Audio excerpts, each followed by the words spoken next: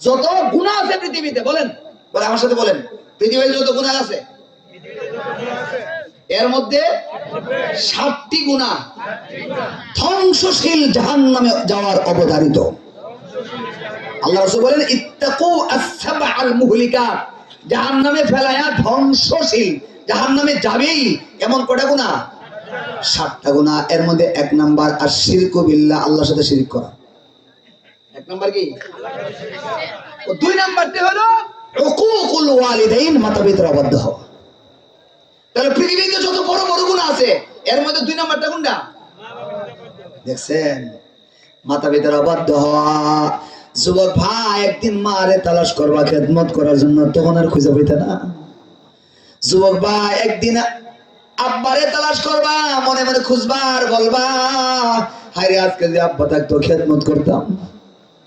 আরে বুঝাইছে এখন, আব্বা যদি থাকতো তারে দুধ কলা খাওয়াইতাম, মজা খাওয়াইতাম। তোমার এমন একটা দিন আসবে যেদিন তুমি আব্বা আম্মারে হারিয়ে ফেলবা। আল্লাহ রাসূল বলেন উকুকুল ওয়ালিদাইন, মাতা-পিতার নাফরমানি করা জাহান্নামে যাওয়ার কারণ। আল্লাহ বলেন নাযীর, আপনি নাযীর, আপনি ভয় প্রদর্শনকারী। কাদের জন্য? যারা মাতা-পিতার অবাধ্য তাদের জন্য রাসূল নাযীর, ভয় প্রদর্শনকারী।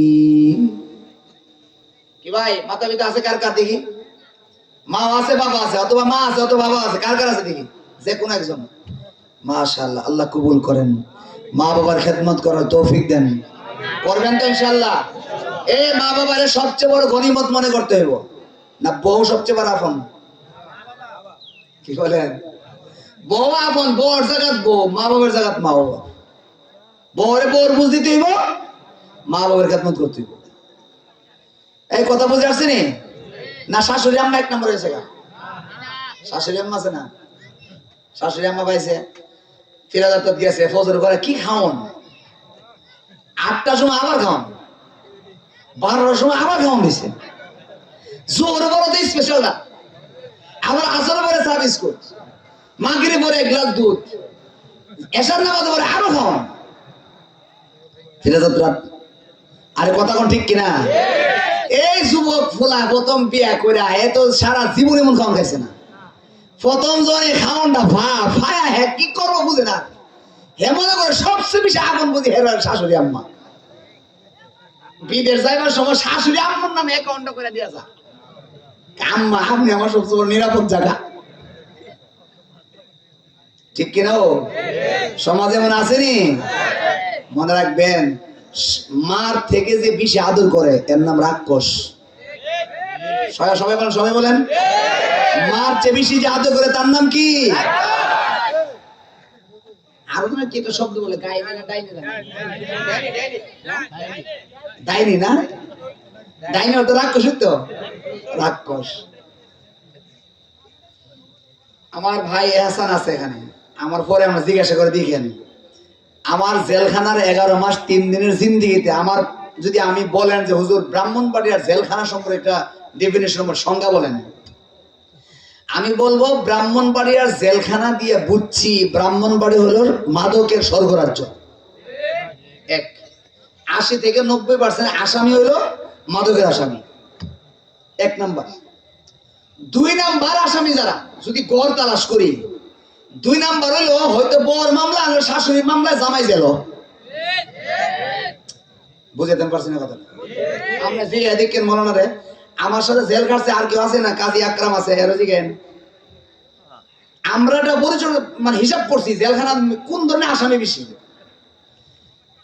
শাশুড়ি মামলায় হেরার মাঝির মামলায় জামাই জেলখানাত, মাদকের পরে মামলার আসামি এটাই বেশি। এরপরে 3 নম্বর হলো মার্ডার আসামি। এরপরে টুকটাক চেকের মামলা, এটা মামলা, এটা মামলা, এটা আর কি। তো ভাই, শাশুড়ি আম্মার খাওয়ান পায় যে মধ্যে গেছিলেন গিয়া, প্রত্যেকটা খানার পিছনে, লুকমার পিছনে শাশুড়ির একটা অসৎ উদ্দেশ্য আছে।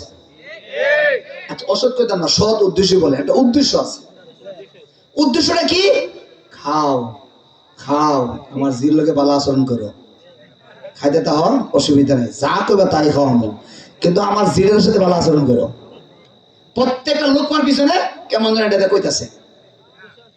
বুঝাইতে পারলাম না কথাটা? দলিল কি?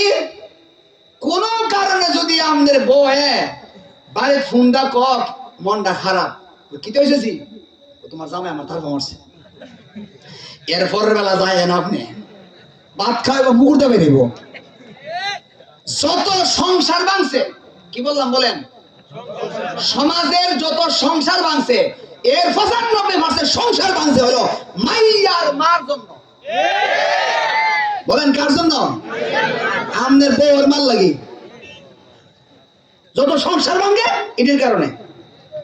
আঙ্গামেরা জিরে আটকে রে, জিরে যদি কইতো জিগো বিয়ে হওয়ার পরে তোমার আপন জায়গা ওখানেই থাকো, মাঝে মাঝে বেড়াইতে আইও, যদি এভাবে বলে দিত ওইদিকে স্বামীর খেদমত করতে বাধ্য হইতো। স্বামী যদি কোনো ধমক দিত সেটাকেও সে নিজে জান্নাতে যাওয়ার মাধ্যম মনে করা এটাকে নিজে গ্রহণ করে নিত।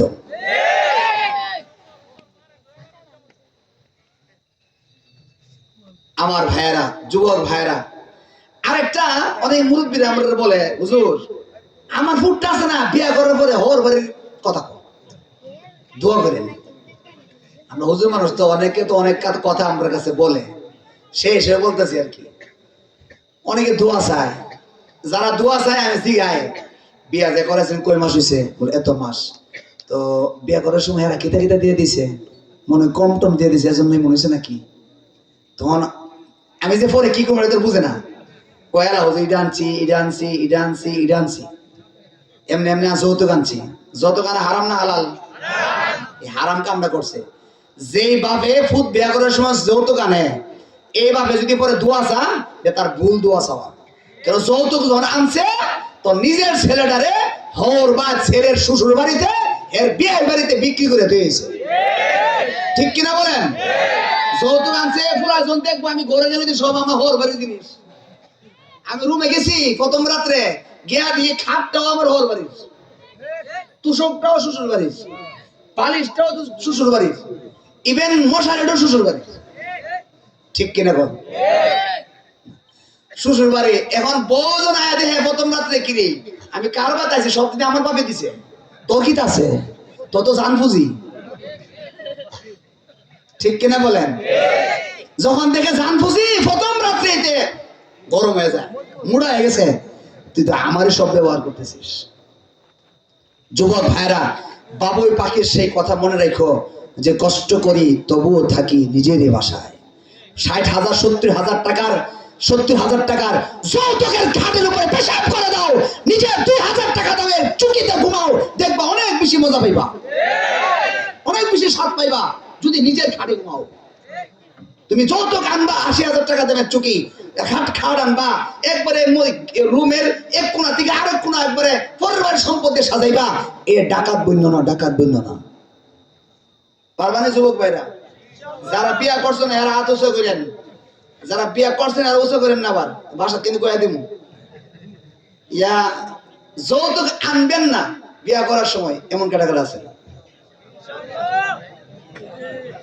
এই 5 বছরে 10 বছরে হাত উঠে আমার, যারা 20-25 বছর বয়স হয়েছে এরা হাত উঁচু করে। যৌতুক আনতাম না, এটা দেখি ইনশাল্লাহ, মাশাআল্লাহ, আল্লাহ কবুল করেন। পারবা তো? এই দিতে যৌতুক আনবি নি তোরা? এই ফুলাফান যৌতুক আনবি? আল্লাহ হেফাজত করুন সকলে বলে আমিন। বিয়ার রাত্রে, বিয়ার আগের দিন গায়ে হলুদে বসতাম না, গায়ে হলুদের গোসল নিক, গায়ে হলুদের অনুষ্ঠান এটা করব না, এমন কারা আছে দেখি? গায়ে হলুদের অনুষ্ঠান আমার বিয়ে হবে না, এই নিয়ত করো না, 10-15 বছরের গুলো আমার নিয়ত কর, নিয়ত কর, আমার বিয়ার সময় আমি গায়ে হলুদের অনুষ্ঠান করব না। কেন কেন দেখি কে সবকে বিয়ে একটা নিয়ে না,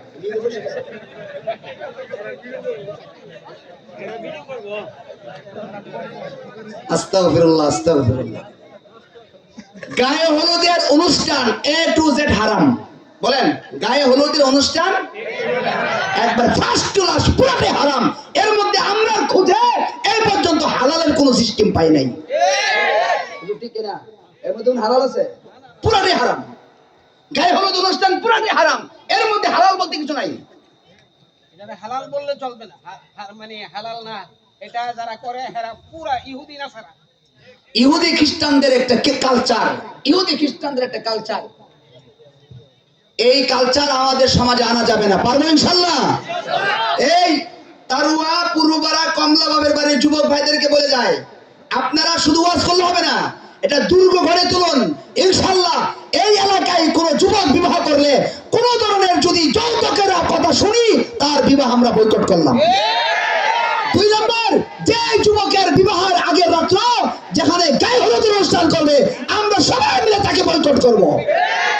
যারা স্পিকার আনবে, যারা গান বাদ্য করবে, যারা গানের আসর করবে, তাদের বিবাহ সামাজিক ভাবে বয়কট করব।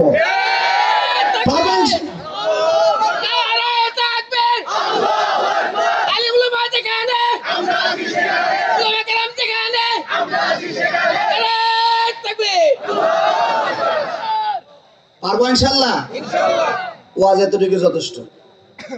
যদি এই গুনার কাজটা করি, রাসূল বলেন আনা নাযীর, আনা নাযীরুল উরিয়ান। রাসূল বলেন আমি তোমাদের জন্য খুব সতর্কবার্তা নিয়ে আসছি, যদি এই সমস্ত গুনাহে যদি লিপ্ত হও, তোমরা জাহান্নামে হইবা। ওয়াদাইয়ান ইলাল্লাহি বিইذনিহি ওয়া সিরাজাম মুনীরা। রাসূল সাল্লাল্লাহু আলাইহি ওয়াসাল্লামের আরেকটা গুণ হলো দাইয়ান ইলাল্লাহ, আরেকটা গুণ হলো ওয়া সিরাজাম মুনীরা। ওয়াদাইয়ান ইলাল্লাহ, আল্লাহর হাবিব দাঈ ইলাল্লাহ। রাসূল করিম সাল্লাল্লাহু আলাইহি ওয়াসাল্লাম আল্লাহর দিকে মানুষকে আহ্বান করনেওয়ালা ছিলেন, দাঈ ইলাল্লাহ ছিলেন। এই দাঈ ইলাল্লাহর এই সিফাত, এই গুণ হক্কানি উলামায়ে কেরামের সাথে থেকে থেকে আমাদের মধ্যে এই গুণটা আনতে হবে। মানুষকে দাওয়াত দিব তো ইনশাআল্লাহ? দাওয়াতের আমল করব, উলামায়ে কেরামের সাথে থাকব। আগামীকাল বিশাল বড় মহাসমাবেশ আছে ঢাকায়। আল্লাহ সমাবেশকে কামিয়াব করেন, সকলে বলে আমিন। যারা পারে ইনশাআল্লাহ যাওয়ার চেষ্টা করব। হুজুর চলে আসতেছেন, আমার আগে আরেকজন, হুজুরের আগে আরেকজন আপনাদের এলাকার কৃতি সন্তান, অনেক বড় আলেম, ঢাকা আফতাবনগর এক মাদ্রাসার বড় এক মাদ্রাসার নাজিমে তালিমাত, যোগ্য আলেম হযরত মাওলানা কামরুজ্জামান হানাফি দামাত বারাকাতুহুম। উনি 2-4টা কথা বলবেন। হুজুর আসতে 5-7 মিনিট লাগবে, আসে পড়ছে কাছাকাছি। আমি মাইক ছেড়ে দিচ্ছি। হুজুর যেহেতু হুজুর চলে গেলে একটু দাওয়াতি মেহমান, হুজুর যখন মাহফিল ছেড়ে চলে যাবে, আমাদের কেউ থাকবেন না।